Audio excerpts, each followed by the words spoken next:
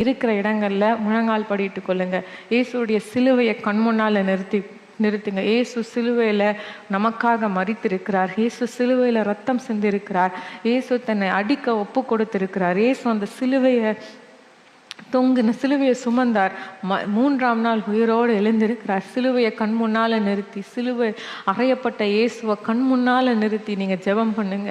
இயேசுவேன்னு கூப்பிடுங்க. நீங்க கேளுங்க, கூப்பிடுங்க, நீங்க கூப்பிடுங்க. எந்த இடத்துல உங்களுக்கு பிரச்சனை இருக்கு நீங்க சொல்லுங்க.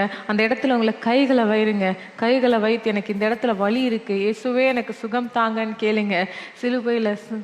சிலுவையில அறையப்பட்ட இயேசு உங்களுக்கு அற்புதம் செய்வார்.